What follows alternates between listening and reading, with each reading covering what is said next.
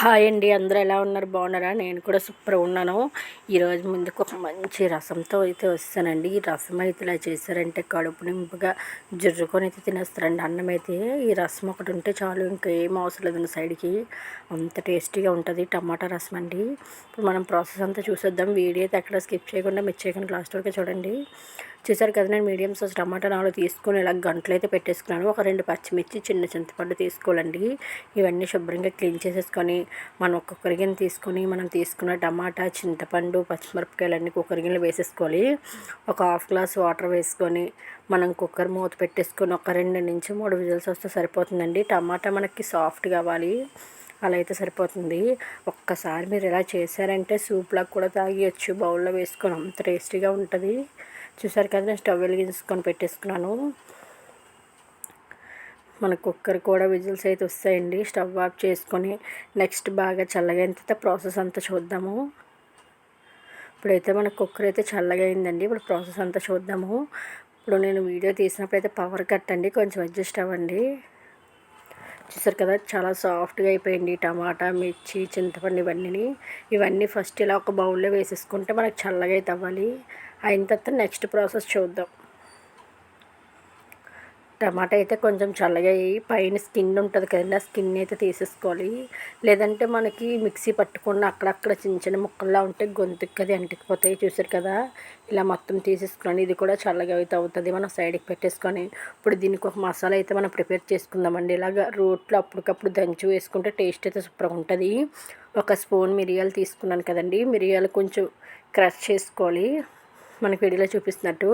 Next ఒక అదే స్పూన్తో ఒక అర స్పూన్ జీలకర్ర మిరియాలు కూడా మనకి చూసారు కదా, ఇలా పౌడర్ అయితే అయిపోవాలి.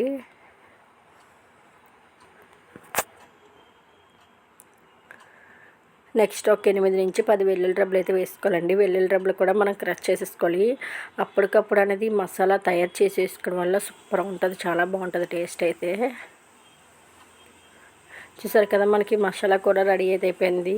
ఇలా అయితే క్రష్ చేసుకోవాలి మనము.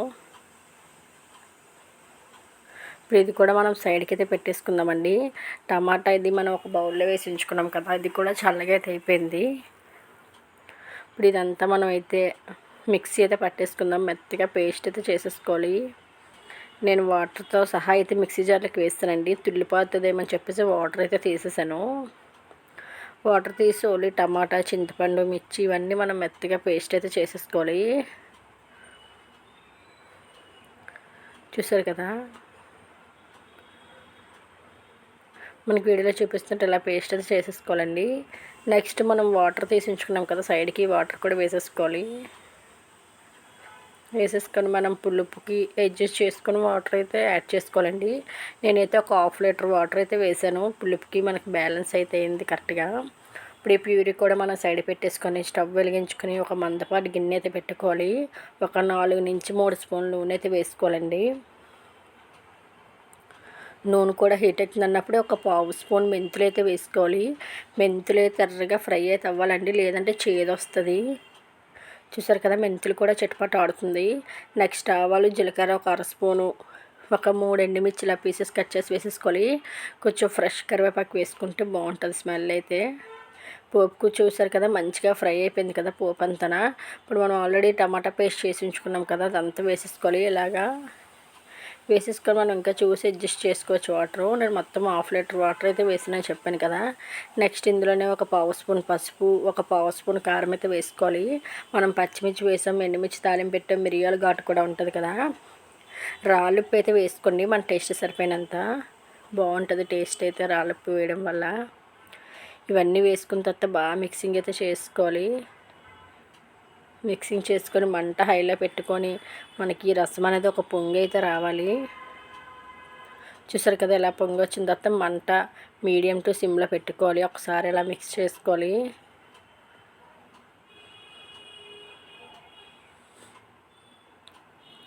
ఇలా పొంగు వచ్చిన తర్వాత మీడియం టు సిమ్లో పెట్టుకున్న తర్వాత మనం ఆల్రెడీ ప్రిపేర్ చేసుకున్న మసాలా ఉంది కదా, ఈ మసాలా మొత్తం అయితే ఈ రసంలో అయితే వేసేసుకోవాలి.